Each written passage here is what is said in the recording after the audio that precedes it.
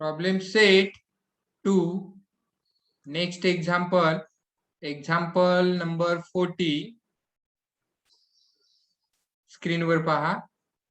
In an isosceles triangle, length of the congruent sides is 13 centimeter and its base is 10 centimeter. Find the distance between the vertex opposite the base and the centroid. पहा, तर हे example सोडवत असताना diagram काढावी लागेल. डायग्रामच्या आधारे आपल्याला इथे पहा, डायग्राम घेताना आयसोस्केल ट्रायंगल घ्यायचा आहे, म्हणजे त्याच्या 2 साइड्स आपल्याला इक्वल घ्यायच्या आहेत. हा पहा, आयसोस्केल ट्रायंगल आपण इथे घेतला, ज्याच्यामध्ये 2 साइड्स इक्वल आहेत. ही साइड आणि ही साइड इक्वल आहे. तर याला आपण कोणतेही नेम देऊ शकतो. इथे आपण एबीसी नेम घेऊ. Just a minute. A B C. तर याच्यामध्ये बेस आहे 10 सेंटीमीटर. हा 10 सेंटीमीटर आहे बेस. आणखीन याच्या कॉन्ग्रुएंट साइड्स आहेत, तर या 13 सेंटीमीटर आहेत. 13 सेंटीमीटर. तर ही डायग्राम मध्ये आपण इथे माहिती भरलेली आहे. आता सोडवताना आपल्याला काय काय करावं लागतं ते पहा. आता इथे आपण माहिती लिहू. इथे ट्रायंगल एबीसी बी द आयसोस्केल ट्रायंगल आपण हा घेतलेला आहे, म्हणून let triangle ABC be the आयसोस्केल triangles isosceles triangle in which याच्यामध्ये आता आपण माहिती लिहितो. इथे AB is equal to AC आहे किंवा BC. इथे BC is equal to 10 centimetre आहे and AB is equal to AC is equal to 13 centimetre. तर हे आपल्याला इथे दिलेलं आहे, म्हणून आपण इथे घेतलेलं आहे. आता आपल्याला याच्यामध्ये थोडस कन्स्ट्रक्शन करावं लागतं. म्हणजेच इथे आपल्याला काय करावं लागतं पहा. तर ए या व्हर्टेक्स मधून साइड बीसी वर आपल्याला परपेंडिक्युलर ड्रॉ करायचा आहे. बघा, कुठून कुठे ड्रॉ करायचा आहे. तर ए मधून आपण साइड बीसी वर परपेंडिक्युलर ड्रॉ करायचा आहे. ए मधून पहा, परपेंडिक्युलर टाकलेला आहे. इथे परपेंडिक्युलर आहे म्हणून इथे 90 डिग्रीचं साइन आपण इथे दाखवलेलं आहे. इथे काहीतरी आपल्याला नेम द्यावं लागेल. तर इथे आपण नेम देऊ एबीसी. इथे आपण डी नेम देऊ. हे इथे मी देतो नेम डी. हा, आता पहा next part. Draw segment AD. हे आपल्याला लिहावं लागेल इथे. Draw segment AD perpendicular side BC.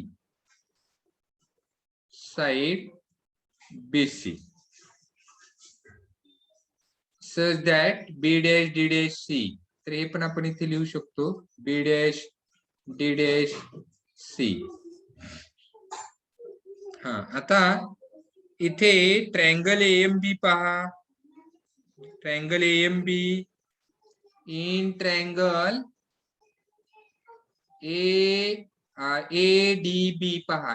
ADB पण इथे डी घेतलेला आहे. In triangle ADB, angle ADB is equal to 90 degree, म्हणजे हा राईट अँगल ट्रायंगल आहे.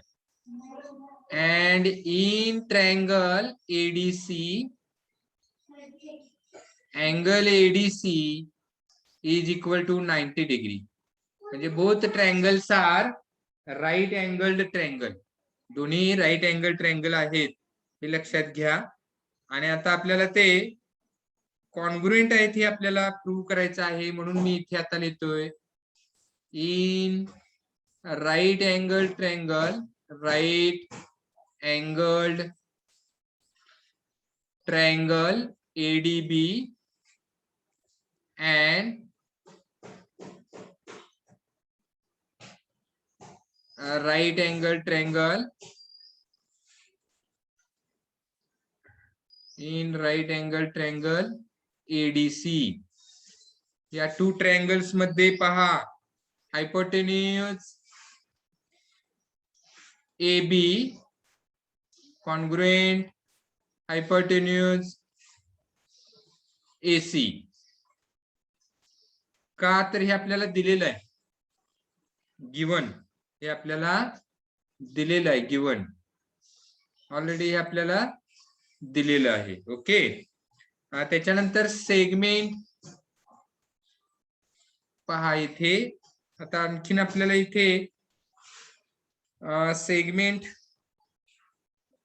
एक आपल्याला इथे लिहिता येईल. सेगमेंट AM पहा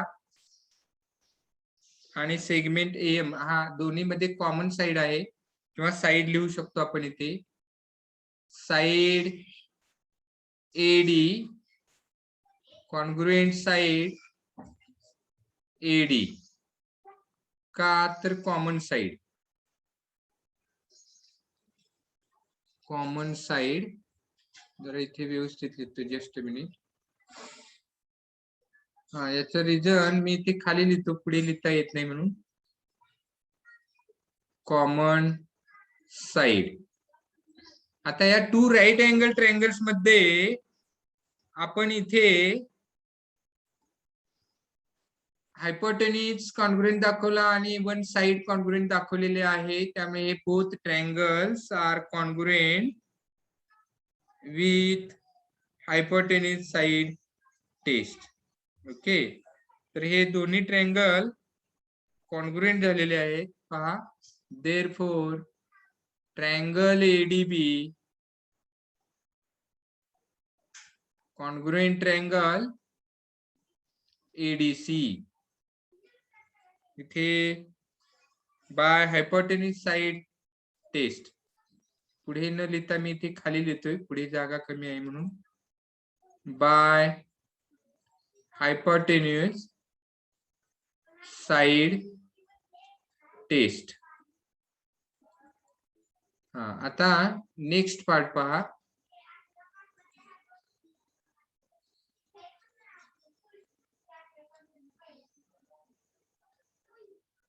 नेक्स्ट पार्ट आपण आता इथे पुढे लिहूया.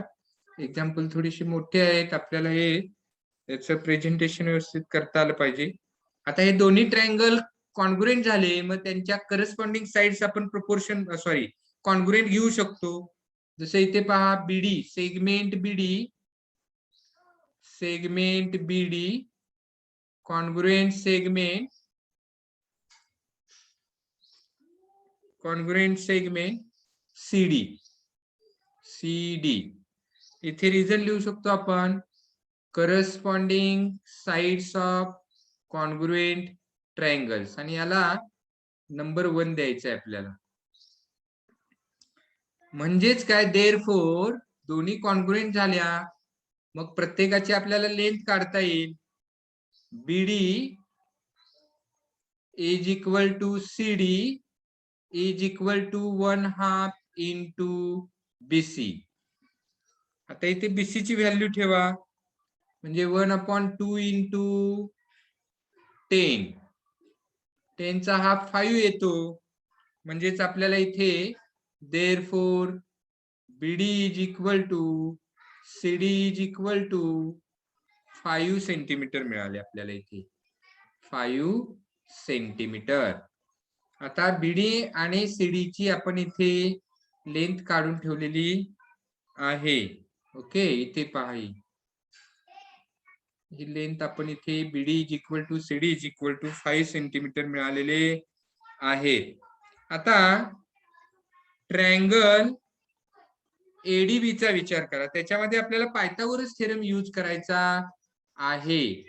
मी इथे लिहितोय पहा, in triangle ADB, in triangle ADB already तो राईट अँगल ट्रायंगल आहे. आपण इथे तो कॉन्ग्रुएंट आहे ते प्रूव्ह करताना सांगितलेलं आहे. त्यामुळे डायरेक्ट इथे आपण लिहू शकतो by Pythagoras theorem. In triangle ADB, किंवा इथे मी लिहितो angle ADB is equal to 90 degree. Therefore by Pythagoras theorem, therefore by Pythagoras theorem. आता इथे पायथागोरस थेरम यूज करायचा आहे. हायपोटेन्यूजचा square means AB square is equal to AD square plus BD square. Diagram मध्ये पहा म्हणजे लक्षात येईल. डायग्राम पहा, त्याच्यामध्ये hypotenuse square is equal to remaining two साइडच्या स्क्वेअरची सम घेतलेली आहे. आता आपल्याला याच्यामध्ये व्हॅल्यू ठेवायची आहेत. एबी ची व्हॅल्यू काय आहे पहा, 13 आहे. 13 square is equal to AD ची व्हॅल्यू पहा, एडी आपल्याला माहिती नाही आहे त्यामुळे एडी स्क्वेअर आहे तसं मी इथे लिहितोय, आणि प्लस बीडी ची व्हॅल्यू पहा, आपण बॉक्स मध्ये वरती शोधून काढलेली आहे, 5 आहे त्यामुळे 5 स्क्वेअर येणार, 5 square.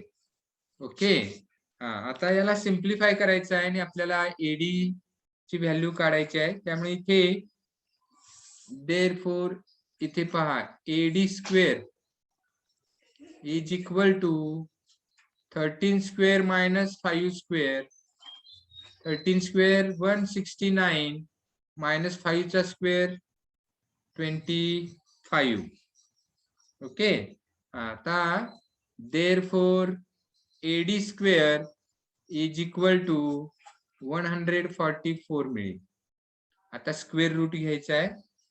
Therefore AD is equal to 12 centimetre, 12 centimetre.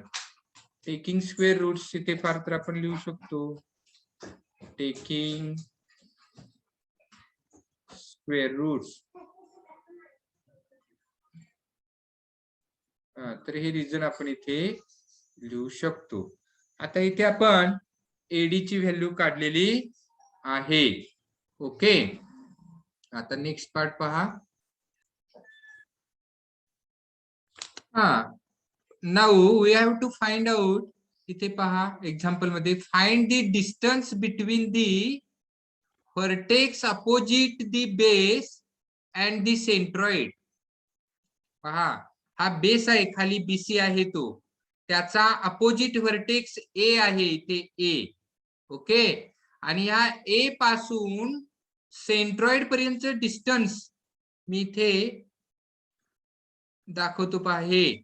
तर हे डिस्टन्स आपल्याला शोधायचं आहे, म्हणजे एजी शोधायचं आहे, सेगमेंट एजी ची लेंथ शोधायची आहे. तर हे आपल्या लक्षात येणं इथं गरजेचं आहे.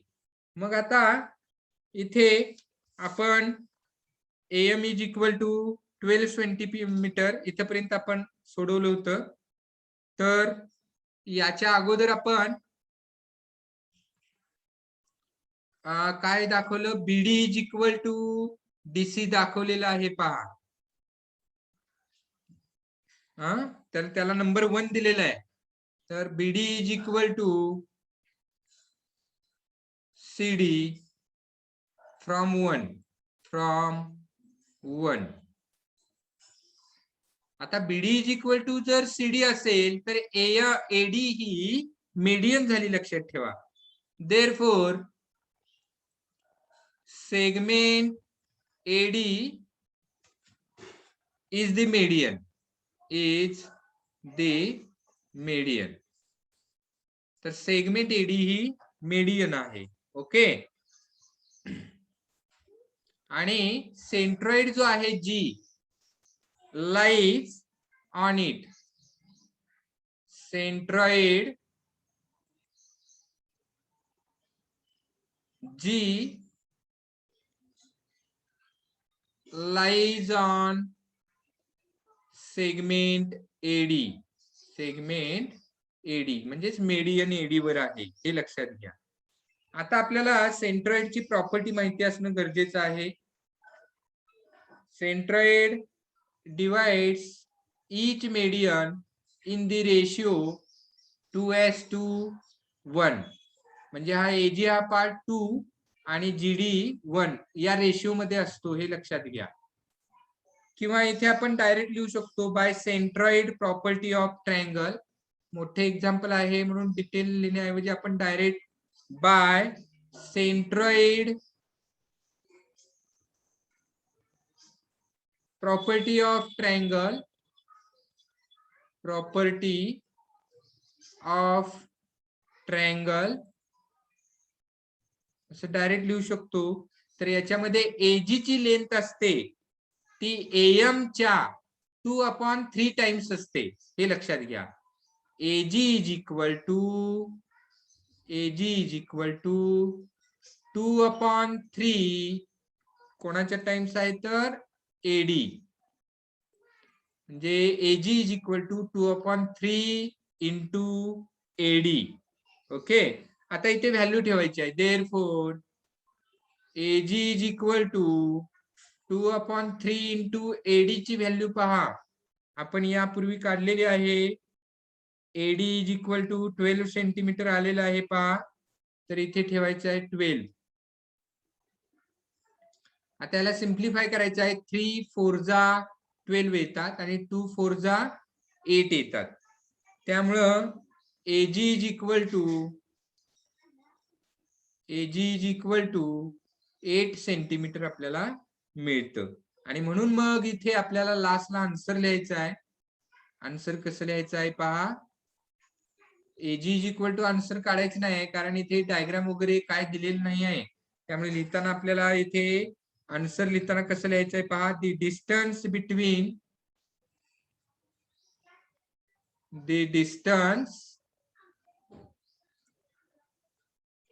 between the vertex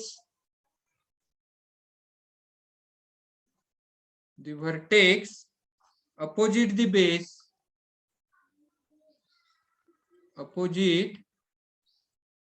the base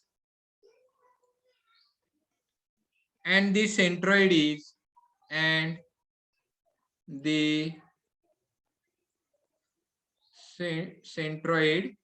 is 8 centimetre. 8 centimetre. तर इथं आपल्याला हे आन्सर मिळालेलं आहे आणि हे लास्टला आपल्याला असं लिहायचं आहे answer. The distance between the vertex opposite the base and the centroid is 8 centimetre. Okay.